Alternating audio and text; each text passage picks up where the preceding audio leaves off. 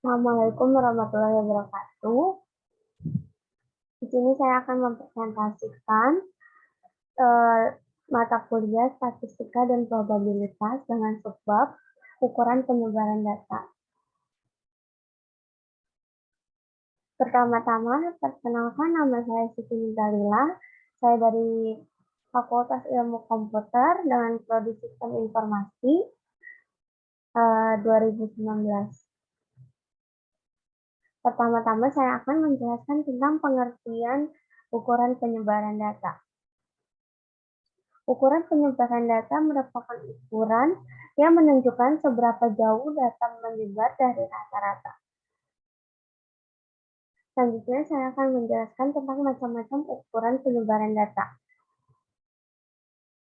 Ukuran penyebaran data ada 4 macam. Yang pertama yaitu jangkauan atau range. Jangkauan merupakan selisih data terbesar dan data terkecil. Jangkauan sering dilambangkan dengan R. Kedua, simpangan rata-rata. Simpangan rata-rata merupakan nilai rata-rata dari selisih setiap data dengan nilai min atau rataan hitungannya. Simpangan rata-rata sering dilambangkan dengan SR. Yang ketiga ada ragam atau variasi.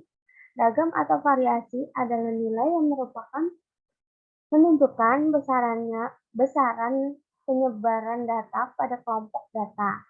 Ragam atau variasi dilambangkan dengan S kuadrat. Yang keempat ada simpangan baku. Simpangan baku atau disebut juga deviasi standar merupakan akar dari jumlah kuadrat deviasi bagian banyaknya data. Simpangan baku sering dilambangkan dengan S. Selanjutnya, saya akan menjelaskan lebih lanjut tentang jangkauan data. Jangkauan data dengan rumus X-max dikurang X-min dengan keterangan R itu jangkauan, X-max itu data terbesar, X-min itu data terkecil. Contohnya ada di sini. Tentukan jangkauan dari data tersebut dan kita akan menghitung jangkauannya.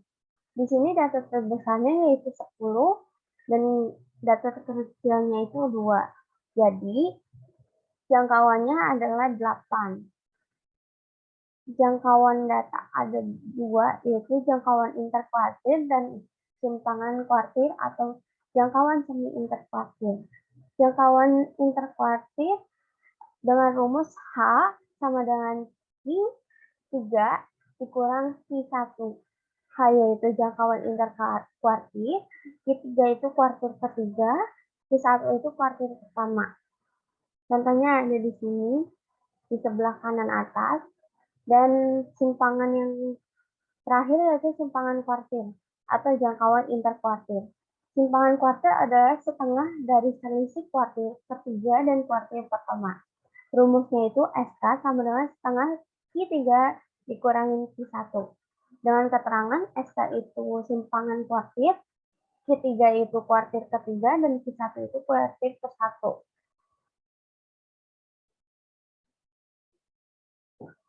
Selanjutnya adalah simpangan rata-rata.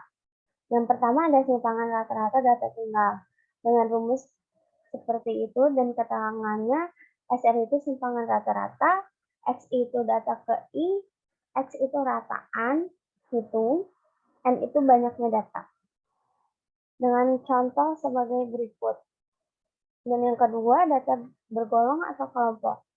Dengan rumus sebagai berikut dan keterangan SR, yaitu simpangan rata-rata, X itu data ke I, X itu rataan hitung, dan FI sama dengan frekuensi data ke I. Dengan contoh ada di sebelah kanan bawah.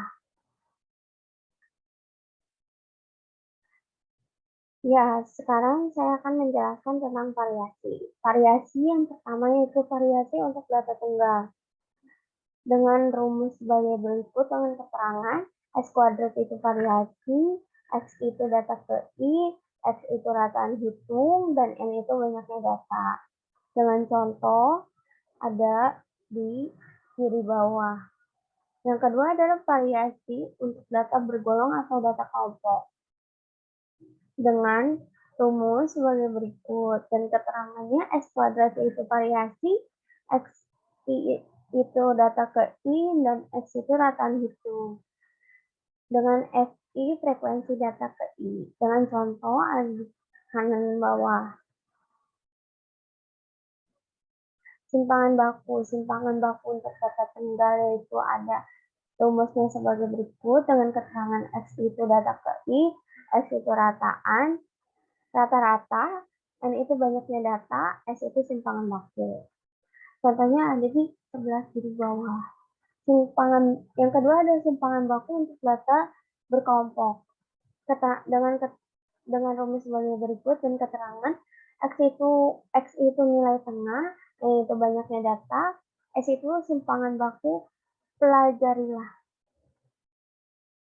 S itu simpangan baku.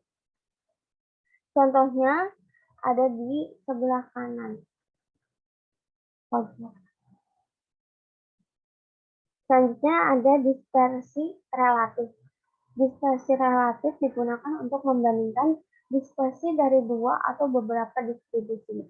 Hal tersebut dilakukan karena range, deviasi rata-rata, deviasi kuartil, standar deviasi merupakan deviasi absolut, sehingga akan menyesatkan jika membandingkan dua ukuran penyebaran secara langsung. Pengukuran dispersi relatif terdiri dari koefisiensi variasi dan koefisiensi variasi kuartil. Selanjutnya adalah konvensi variasi dengan rumus KV sama dengan S per X dengan keterangan KV itu konvensi variasi, S itu standar deviasi, X itu rata-rata hitung. Dan koefisien variasi kuartil dengan rumus KV Q sama dengan dalam kurung Q3 kurang Q1 dibagi 2 per MI dengan keterangan KVQ merupakan koefisiensi variasi kuartil, Q3 itu kuartil atas, Q1 itu kuartil bawah, dan MI adalah median. Selanjutnya saya akan menjelaskan tentang bagaimana caranya menjumlah, membuat rata-rata, menghitung nilai terendah, menentukan nilai tertinggi dan simpangan baku dengan Excel. Pertama-tama saya akan menjelaskan tentang bagaimana caranya menjumlah dengan Excel dan cepat. Di sini kita akan memakai rumus sama dengan sum di blok data yang mau dikonversi dihitung, lalu tutup kurung enter. Hasilnya sekian.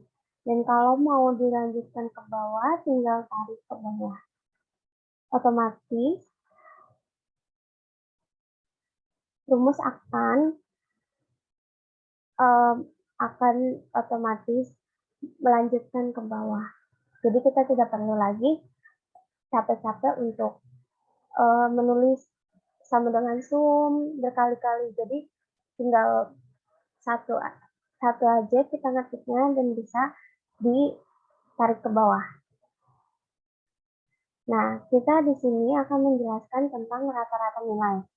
Nah, caranya yaitu dengan sama dengan average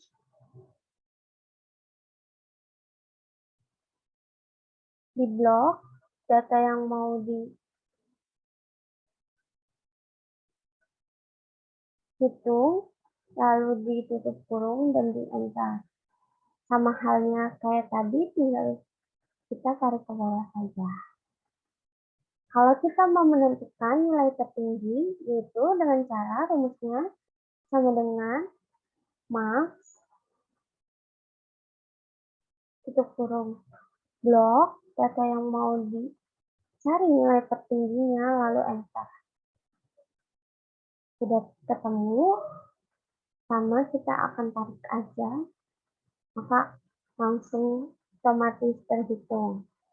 Jika kita mau menentukan nilai terendah sama dengan rumusnya yaitu sama dengan min, kita blok juga, tutup kurung dan enter.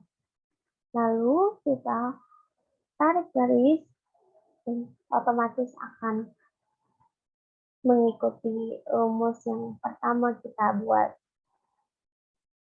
Selanjutnya kita akan menentukan simpangan waktu dengan rumus sama dengan stdef aja, bukan stdef T atau stdef S. Lalu kita blok data yang mau dicari, lalu enter. Lalu sudah ketemu, kita tarik garis dan otomatis mengikuti rumus yang awal kita sudah tulis. Sekian penjelasan dari saya, kurang lebihnya mohon maaf. Wassalamualaikum warahmatullahi wabarakatuh.